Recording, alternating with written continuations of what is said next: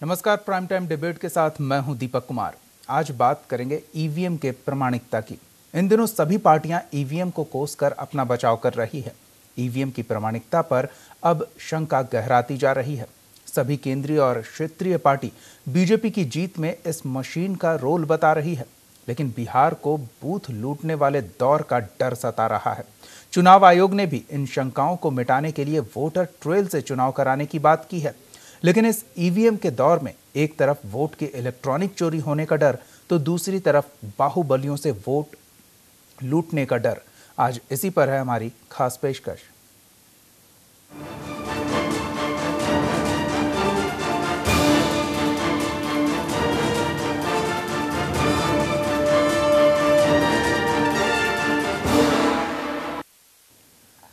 अरविंद केजरीवाल के नेतृत्व में आम आदमी पार्टी की सरकार ने विधानसभा में ईवीएम का डेमो दिया कि कैसे उसे हैक किया जा सकता है।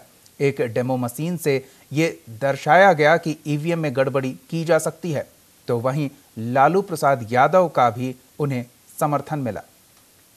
बिल्कुल प्रमाणित करने का कोशिश किया और ईवीएम बहुत खतरनाक भारी स्कैंडल हुआ है देश के चुनाव में।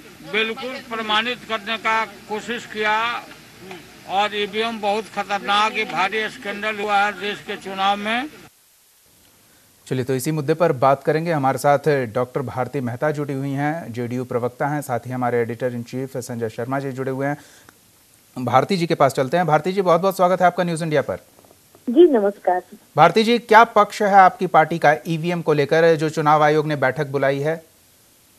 कि हमारा बहुत क्लियर स्टैंड है इलेक्ट्रॉनिक वोटिंग मशीन को लेके कि हम ईवीएम से ही इलेक्शन के पक्ष में हैं। जी। और ऐसा क्यों है कि आप उन तमाम दलों के आरोपों से इत्तेफाक नहीं रखती हैं? दीपक जी, हर दल का की अपनी विचारधारा है और हर दल का अपना स्टैंड है और बहुत क्लियर है कि जेडीयू का स्टैंड इस पे कि हम ईवीएम मशीन से ही इलेक्शन हो इसके पक्ष में है।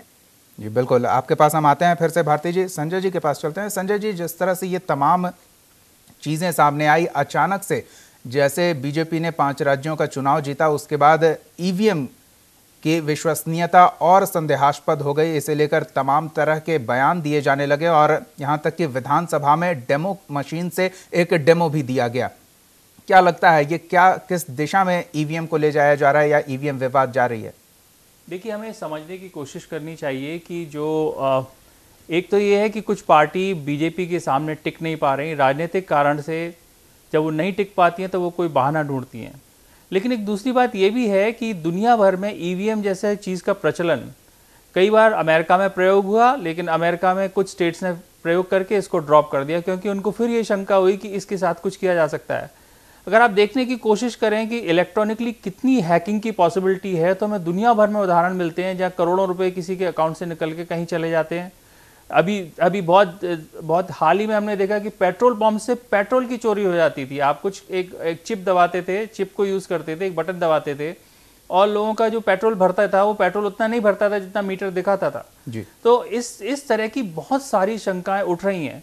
तो उस हालत में दोबारा से लोग बात करने लगे हैं कि क्या हमें बैलेट पेपर के दौर में जाना चाहिए। लेकिन बैलेट पेपर के दौर में जाने से पहले हमें वो सब चीज़ें सोचनी पड़ेंगी जिसकी वजह से बैलेट पेपर का विकल्प हमने ईवीएम को ढूंढा। और हमारे चुनाव पहले दुनिया भर में पिछले जो 20-25 साल में बहुत ही अच्छे चुनाव, साफ सुथरे चुनाव बताए गए। उससे पहले वो दौर होता था जब वोट लूटने, असल में खास तौर पे अगर कुछ पार्टी ने ऐसे लोगों को कंट्रोल कर लिया जो गुंडागर्दी से या बाहुबलियों की मदद से वो अगर बूथ लूट सकते थे, तो वो पार्टीज जीतने लग गई। ऐसा वेस्टर्न उत्तर प्रदेश में देखा गया, ऐसा बिहार में देखा गया, ऐसा राजस्थान के कुछ इलाकों में देखा गया। तो ये जो वो खतरा बहुत है। दोबारा से गंभीरता से एक एक बात पे चर्चा करके क्या सही है क्या गलत है, इन शंकाओं को मिटाने के बाद ही दोबारा समझा जा सकेगा कि क्या किया जाना चाहिए। बिहार ने भी उस दौर को देखा है। भारती जी, जिस तरह से जेडीयू ईवीएम के पक्ष में है, ईवीएम से ही चुनाव चाहती है, लेकिन जेडीयू के सहयोगी जो सरकार में है, आरजेडी सुप्रीमो, वो कहते हैं कि अरविंद केजरीवाल ने जो डेमो दिया है वो सही है, उन्होंने साबित कर दिया कि ईवीएम से छेड़छाड़ हो सकती है और वो नहीं चाहते कि ईवीएम से चुनाव हो। अब ऐसे में अपने अपने दल की बात तो सही है, आपने कहा, लेकिन जब सहयोगी इस तरह की बातें कह रहे हैं तो उन्हें कैसे मनाया जाए? दीपक जी, अब हमारे सहयोगी दल हैं, निश्चित तौर पर हम कॉमन मिनिमम प्रोग्राम के आधार पर सरकार में है, तमाम चीजें ठीक है, पर मैं जेडीयू का पक्ष रखने के लिए यहाँ अधिकृत हूँ, इसलिए मैं उसी की बात कर सकती हूँ। आदरणीय लालू प्रसाद जी का जो बयान है, इसको तो वो स्वयं ही बोलेंगे इस पे, या फिर जो राजद से संबद्ध लोग हैं वो बोलेंगे। क्या जेडीयू को इस बात की चिंता सता रही है कि आरजेडी सुप्रीमो जिस तरह से जिन निकाला करते थे वो फिर अपने जिन को सामने ला सकते हैं? नहीं, हमारे तरफ से ऐसी कहीं कोई बात नहीं है दीपक जी। वो हमारा बहुत क्लियर है इस पे, जैसे अभी उपेंद्र जी भी बोल रहे थे और आपने भी कहा कि 20 सालों में बहुत सी चीजों में सुधार हुआ है। और पहले बैलेट से चुनाव होते थे तो लूट की घटना है, बूथ कैप्चरिंग की घटना है, और मैंने इन तमाम चीज ऐसी समस्याएं आती थी। तो कोई भी जो सिस्टम है वो 100% फुल प्रूफ नहीं माना जा सकता है। पेंटागन से भी लीक होते हैं चीजें। पेंटागन, आज आधार कार्ड की ही बात ली जाए तो भारत में है कि आधार कार्ड से जोड़ा जाए, मगर बहुत सहजता से आधार कार्ड अगर सिर्फ आपका कोई ले तो लाखों रुपए आपके मोबाइल, आपके अकाउंट से वो ट्रांसफर कर लेता है। तो त्रुटियां कहीं टेक्निकली, मैं नहीं कह रही कि 100% कोई चीज फुल प्रूफ है, बट अभी हमारे सामने सबसे इलेक्शन कराने के बिंदु पे ईवीएम सबसे बेहतरीन साधन है, और हमारा पार्टी लाइन भी यही है कि ईवीएम से ही इलेक्शन हो। जी बिल्कुल। राकेश प्रवीण जी हमारे साथ जुड़े हुए हैं, वरिष्ठ पत्रकार हैं। राकेश जी, स्वागत है आपका न्यूज इंडिया पर। बिल्कुल राकेश जी, आपका भी धन्यवाद। इस विवाद के पीछे की क्या वजह मानते हैं? क्या वाकई ईवीएम को टेम्पर किया जा सकता है या फिर ये भड़ास निकाली जा रही है? देखिए, बिल्कुल आपने सही कहा, ये भड़ास निकाली जा रही है, क्योंकि बैलेट का दौर भी हम लोगों ने देखा है जी। और मैं बिहार का रहने वाला हूँ और बिहार में पिछले 30 वर्षों से पत्रकारिता से जुड़ा रहा हूँ। मैं वो दौर भी देखा हूँ कि जब अगर 8 बजे सुबह मतदान शुरू होता था और 10 बजते बजते मतदान बंद भी हो जाता था, क्योंकि तब तक सारे बैलेट जबरन कब्जा करके छाप लिए जाते थे या फिर बैलेट बॉक्स में रोशनोई स्याही पानी डाल दिया जाता था। तो ये एक तरह से आईवास है, एक भड़ास निकालने की कोशिश है, और कहीं ना कहीं इस देश की महान जनता का अपमान भी है। अगर हम ईवीएम पर इतने सारे सवाल उठा रहे हैं, ठीक है, टेक्नोलॉजी, ये मशीन है, कहीं खामियां हो सकती है, कोई गड़बड़ियां हो सकती है जी। तो जो आरोप लगाने वाले लोग हैं उन्हें ये बताना चाहिए कि ईवीएम की अगर कोई खामी है तो उसे कैसे दूर किया जाए, और खामी है तो क्यों है। लेकिन जिस तरह के इसको बिल्कुल एक राजनीतिक रंग दिया जा रहा है और अपनी झेप, अपनी खींच निकालने की कोशिश की जा रही है, और एक तरह से जनता के आदेश का या जनादेश का अपमान करने की ये कोशिश है, चाहे वो कोई भी पार्टी हो, कोई भी राजनेता हो जी। जब वही जनता उन्हें जिताती है तब वही ईवीएम ठीक रहता है और वही लोग उनके पक्ष में होते हैं, लेकिन जब उनकी हार होती है तो कहीं ना कहीं यह एक तरह से खींच निकालने की कोशिश है। मैं ऐसा नहीं मानता हूं कि ईवीएम बिल्कुल सिरे से नकारने की चीज है जी। अगर आप उसमें कोई खामी देख रहे हैं तो उसे उजागर करना चाहिए। चुनाव आयोग ने चैलेंज और खुली चुनौती दी गई है चुनाव आयोग की ओर से। बिल्कुल चुनौती जी। आपके पास हम फिर आते हैं, हमारे साथ विश्लेषक जुड़े हुए हैं, एनके चौधरी जी। एनके चौधरी जी, स्वागत है आपका न्यूज इंडिया पर। जी, मैं अभी जो सुन रहा था वो बिल्कुल सही स्टेटमेंट है जी, और मेरा भी वही विचार है। मैं समझता हूँ आज ईवीएम पर प्रश्न उठाकर सिर्फ ईवीएम को विवादों के दायरे में नहीं लाया जा रहा जी, बल्कि इलेक्शन कमीशन को विवादों के दायरे में लाया जा रहा है, जो अत्यंत ही दुखद है, हानिकारक है। मैं तो कहूँगा भारतीय जनतंत्र के लिए घातक है। इंडियन इलेक्शन कमीशन सारी दुनिया में अपनी कार्य क्षमता के लिए, निष्पक्षता के लिए, इंटीग्रिटी के लिए जाना जाता है। आप कहीं न कहीं इलेक्शन कमीशन को भी इस दायरे में ला रहे हैं।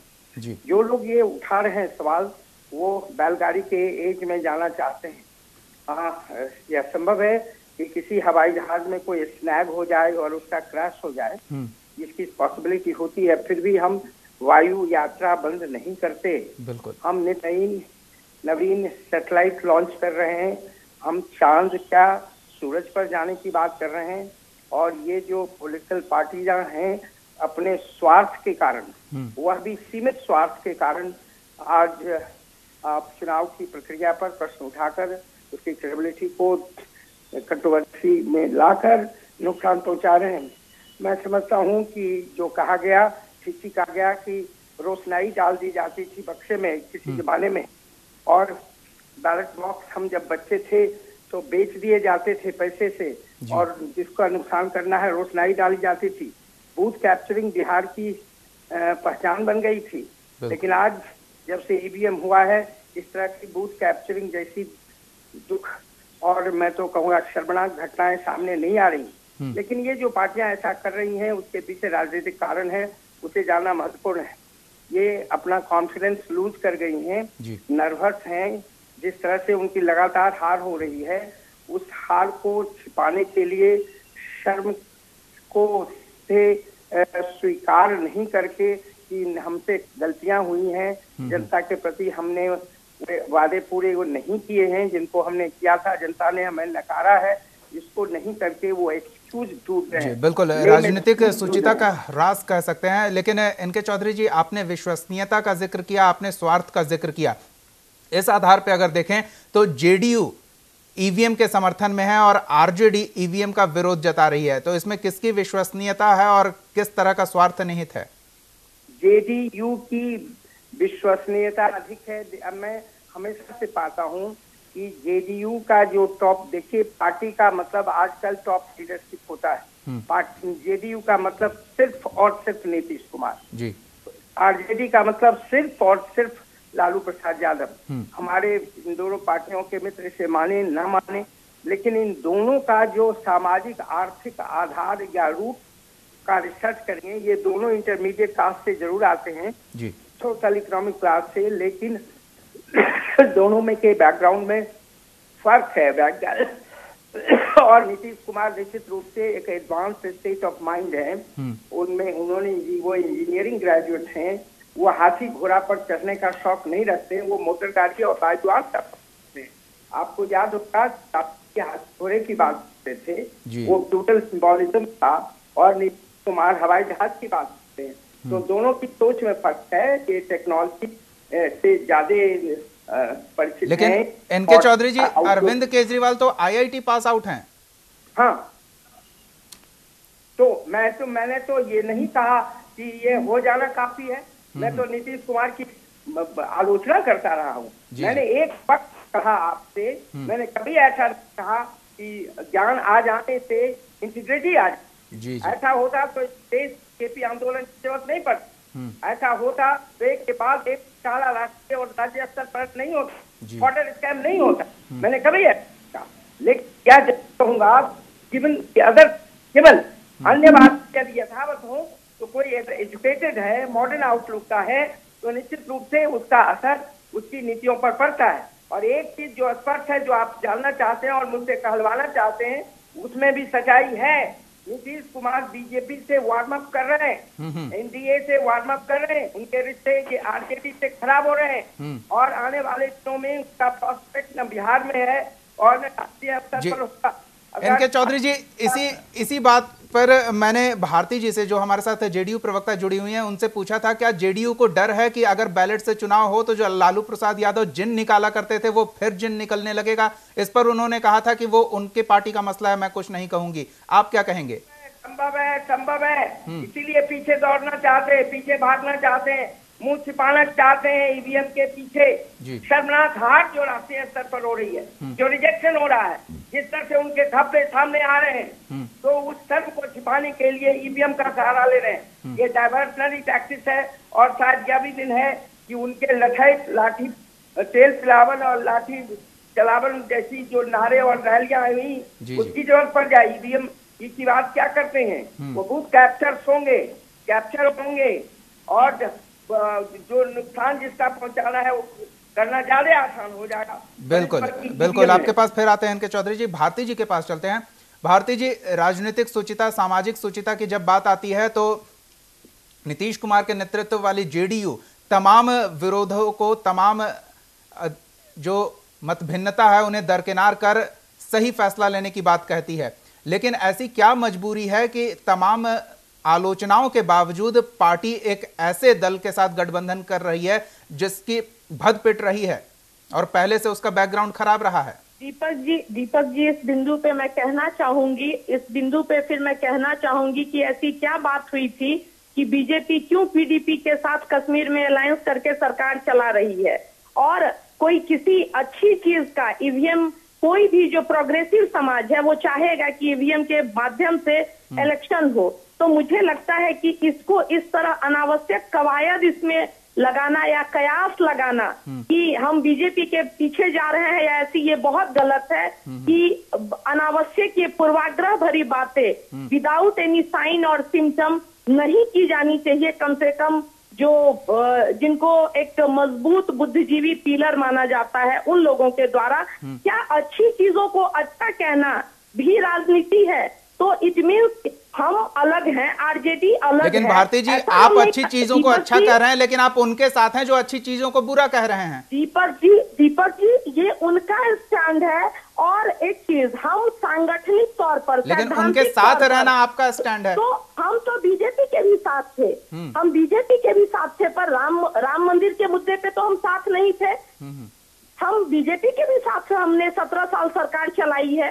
तो ये जरूरी नहीं कि हमारे और उनके तमाम सिद्धांत एक हो जाए, ये जरूरी नहीं कि हमारी आइडियोलॉजी के आधार पे हमारा समझौता हो जाए। हमने तो बीजेपी के साथ भी सरकार चलाई है, तो इसका मतलब है कि हम समाहित, हमारे सिद्धांत और बीजेपी के सिद्धांत समाहित हो गए एक में। ऐसा नहीं है, राजद अलग पार्टी है, राजद अलग संगठन है, वो अलग आइडियोलॉजी से चलती है, हमारी अपनी आइडियोलॉजी है। और प्रोग्रेसिव चीजों को अगर हमारे नेता, मान लीजिए नवल किशोर चौधरी जी ने कहा कि नीतीश जी एक हमारे वो राष्ट्रीय अध्यक्ष हैं, बिहार के माननीय मुख्यमंत्री हैं, तो वो जनमत से मुख्यमंत्री हैं और जनमत का सपोर्ट है तब वो मुख्यमंत्री हैं। आरजेडी का सपोर्ट भूल गई शायद भारती जी, आरजेडी और कांग्रेस का सपोर्ट भूल गई आप। सुना जाए, विधानमंडल में हमारा समझौता है, विधानमंडल में हमारा समझौता है, और जनमत ने मुख्यमंत्री के तौर पर हम पहले से, माननीय नीतीश कुमार जी का चेहरा सामने था दीपक जी, हम मुख्यमंत्री के चेहरा के रूप में किसी और का चेहरा, तब हमने गठबंधन नहीं किया था। माननीय मुख्यमंत्री नीतीश कुमार जी का चेहरा सामने था और तब बिहार की जनता ने सपोर्ट किया था, अपना आशीर्वाद दिया था, अपना वोट किया था। इसी बात पर हम, हमारे साथ जो वरिष्ठ पत्रकार राकेश प्रवीण जी जुड़े हुए हैं उनके पास चलते हैं। राकेश जी, क्या अगर बैलेट बॉक्स का इस्तेमाल किया जाता है तो उसमें से जिन निकलने से बिहार सरकार जो मौजूदा है, या फिर जेडीयू की बात करें, तो वो रोक सकती है जिन को निकलने से?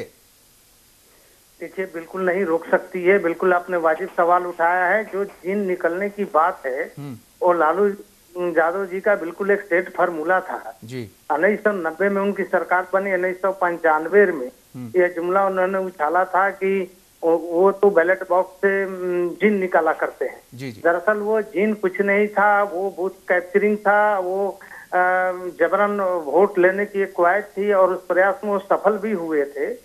इसलिए मेरा मानना है कि जदयू आज जिनके साथ हैं उनके चाल चरित्र और चेहरा से पूरा बिहार और बिहार की जनता परिचित है। लालू प्रसाद जी किसी भी प्रगतिशील प्रोग्रेसिव सोच के हमेशा विरोधी रहे हैं और इस तरह से आज बैलेट बॉक्स का अगर वो समर्थन कर रहे हैं तो दरअसल अपनी उसी सोच को एक बार फिर बिहार में आरोपित करना चाहते हैं, थोपना चाहते हैं। और ईवीएम से डरने का मूल कारण ये है कि जब जनता साथ छोड़ देती है या फिर जब आपके सारे समीकरण और सब चीज लोगों के सामने विपर्द हो जाता है तो आप विभिन्न तरह के बहाने बनाते हैं, विभिन्न तरह की दकियानुसी बातें करते हैं और आप नॉन प्रोग्रेसिव थॉट के साथ चाहते हैं कि समाज को फिर उसी अंधकूप की ओर ढकेल दें जिससे कि आपकी राजनीति चलती रहे। अभी मैंने भारती जी का भी बयान सुना है ठीक है, उन्होंने अपनी पार्टी और सिद्धांत की बात की है, लेकिन ये पूरा बयान उनका बिल्कुल सियासी बयान है। आज जो नीतीश कुमार जिनके साथ हैं जी, उनसे बहुत हद तक कैसे अपना पीछा छुड़ा पाएंगे। अगर लालू यादव बिहार में लॉलेसनेस के प्रतीक हैं, अविकास के प्रतीक हैं, और इस दौर में वो लाठी में तेल पिलाने का आह्वान करते रहे हैं, वैसी स्थिति में नीतीश कुमार के लिए बहुत मुश्किल है कि लालू यादव पर वो कैसे नियंत्रण करेंगे। तो उनके साथ रह के वो बैलेट के दौर में चले जाएं, बूथ कैप्चरिंग रोक दें, बैलेट की लूट रोक दें, यह संभव नहीं है। हाँ, उनसे अलग होके और फिर एक अपने नीति सिद्धांत के आधार पर कोई गठबंधन बनाते हैं तो शायद ये सारी चीजें जो उनके सुशासन का एजेंडा रहा है उसे वो लागू कर सकते हैं, आगे बढ़ा सकते हैं। नीतीश जी के फैन फॉलोइंग भी बहुत ज्यादा है, उन्हें पसंद करने वाले लोग बहुत ज्यादा हैं। नीतीश जी कहीं ना कहीं अपने कामों से और लोग उनकी मजबूरी भी समझ रहे हैं और शायद समझ रहे हैं जी बिल्कुल, लेकिन ये सब लालू यादव जी के साथ संभव नहीं। बिल्कुल। एक और महत्वपूर्ण सवाल संजय जी से शुरू करना चाहेंगे। संजय जी, जिस तरह से ये तमाम चीजें आ रही है और चुनाव आयोग ने खुला चैलेंज दिया है, कितनी संभावना है कि चुनाव आयोग की विश्वसनीयता आने वाले वक्त में इंटैक्ट रहेगी इस खुले ओपन चैलेंज के बावजूद? देखिए, सब इस पे डिपेंड करता है कि जो उत्तराखंड में चुनाव आयोग ने चुनाव आयोग को कोर्ट ने कुछ ऐसी बूथ्स की डिटेल्स मांगी है और उनको सीज करने के लिए बोला है, वहां से कितनी मैनिपुलेशन का पता लगता है ये बात तब तय होगी। ये मानना थोड़ा हमारा प्रीमेच्योर है कि मशीन के साथ कुछ छेड़छाड़ हो सकती है, नहीं हो सकती है, क्योंकि अभी मशीन सारी बाहर है, वो चुनाव आयोग वाली मशीन नहीं है। लेकिन उस प्रोसेस में जब चुनाव आयोग तय करता है, अगर चुनाव आयोग से कोई मिल चुका हो, उस हालत में अगर है तो ये बिल्कुल संभव है, उन मशीन के साथ भी छेड़छाड़ बिल्कुल संभव है। मुझे इसमें कोई शंका नहीं है। किसी भी तरह की इलेक्ट्रॉनिक चीज में घुसा जा सकता है और उसको चेंज किया जा सकता है। ये पूरी दुनिया भर में इस बात के सबूत मिल रहे हैं। वो चीज भी जो बहुत हाई, अभी बात हो रही थी कि पेंटागन के डिटेल्स को भी लोग निकाल लेते हैं, तो उस स्थिति में हमें समझना होगा कि जब जो एजेंट्स हैं वो प्रोसेस क्या है, जब ये सब कुछ होता है वो प्रोसेस अगर कमजोर होगा तो बिल्कुल संभव है ये सब कुछ किया जा सकता है। लेकिन मैं आपको एक और बात बताता हूं, जो एक नया बदलाव आ चुका है। बदलाव हुआ है कि लालू यादव अगर लठैतों को भी रखते हैं तो आज के दौर में उस तरह की बूथ कैप्चरिंग पॉसिबल नहीं है जैसा कि पहले सोचा जा रहा है। उसके कारण है कि चुनाव आयोग ने कुछ और चीजें प्रोसेस में ला दी हैं।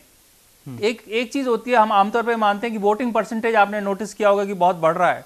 वो क्यों बढ़ रहा है? वो बढ़ इसलिए रहा है कि जो चुनाव आयोग घर घर जाके स्क्रूटनी करती है, कौन मर गया, कौन जी गया, कौन कहां चला गया, वो स्क्रूटनी अब बहुत कई लेवल पे चेक होती है। और धीरे धीरे ये कोशिश हो रही है, आपके सिग्नेचर के साथ, आपके फोटो के साथ आपका वोटर आईडी कार्ड होता है।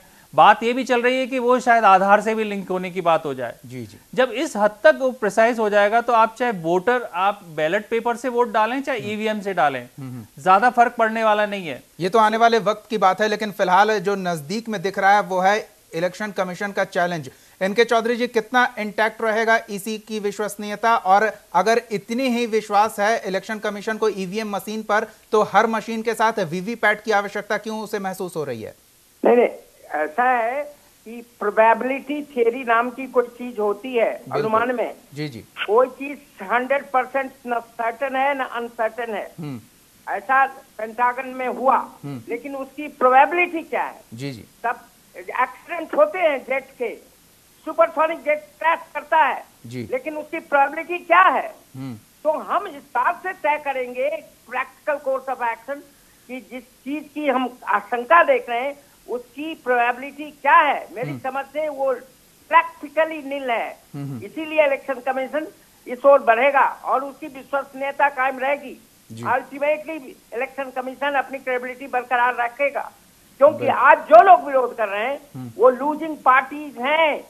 आप देखेंगे सबों ने, जिन लोगों ने इस तरह की बात की है वो प्रैक्टिकली एक्सेप्शनल कहीं कोई हो, ये लूट करने वाली पार्टीज हैं। इसीलिए लोगों का इन पर भरोसा नहीं हो रहा है, ये बहाना ढूंढ रहे हैं। और जहां तक मैं नीतीश कुमार की बात करूं, किस सिद्धांत की बात नीतीश कुमार करते हैं? नीतीश कुमार की पूरी राजनीति एंटी लालू राजनीति थी और वो चले गए।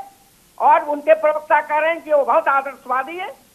बीजेपी में 60 साल रह करके लाल कृष्ण आडवाणी की तारीफ करके वो सेकुलर बने रह सकते हैं, लेकिन जनता जानती है कि वो अपॉर्चुनिस्ट हैं और जहां भी उनको अपॉर्चुनिटी आएगी, सेल्फ इंटरेस्ट आएगा, वो अपने राजनीतिक पैटर्न बदलते रहे हैं।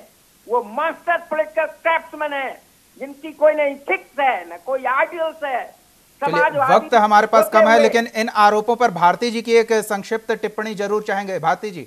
मैं आदरणीय प्रोफेसर नवल चौधरी जी से जानना चाहूंगी कि बीजेपी किस लाइन पे पीडीपी के साथ सरकार में है। अगर वो कहते हैं आज नहीं हूँ, आज मैं बीजेपी का प्रवक्ता नहीं हूँ, उनसे पूछ लिया जाए।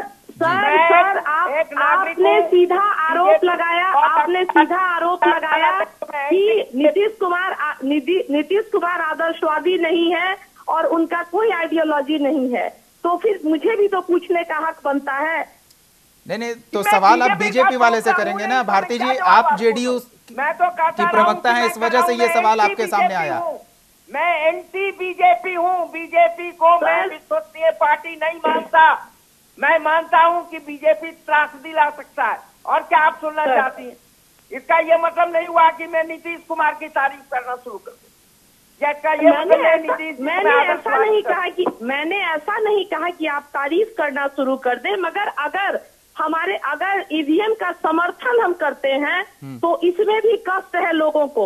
और अगर हम कहें कि नहीं बैलेट से इलेक्शन हो, तो फिर एक व्यंग आएगा कि शायद ये लूटपाट की चुनावी राजनीति करना चाहते हैं। चलिए देखते हैं आने वाले वक्त में क्या होता है। फिलहाल वक्त हमारे पास नहीं है। इस चर्चा में शामिल होने के लिए बहुत बहुत धन्यवाद एनके चौधरी जी, राकेश प्रवीण जी, डॉक्टर भारती मेहता जी और संजय शर्मा जी।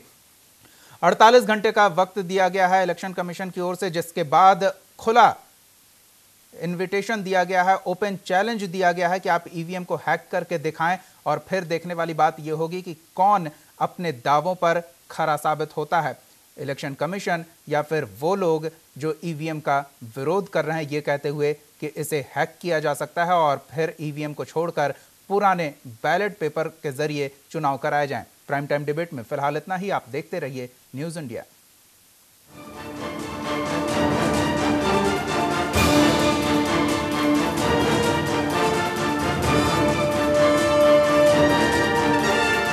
आप हमारे चैनल को YouTube पर सब्सक्राइब कर सकते हैं न्यूज़ इंडिया निम्स पर। इसके अलावा आप ट्विटर पर भी हमें न्यूज़ इंडिया 17 पर फॉलो कर सकते हैं। फेसबुक पर आप newsindia.nimsUnai पर हमें लाइक कर सकते हैं।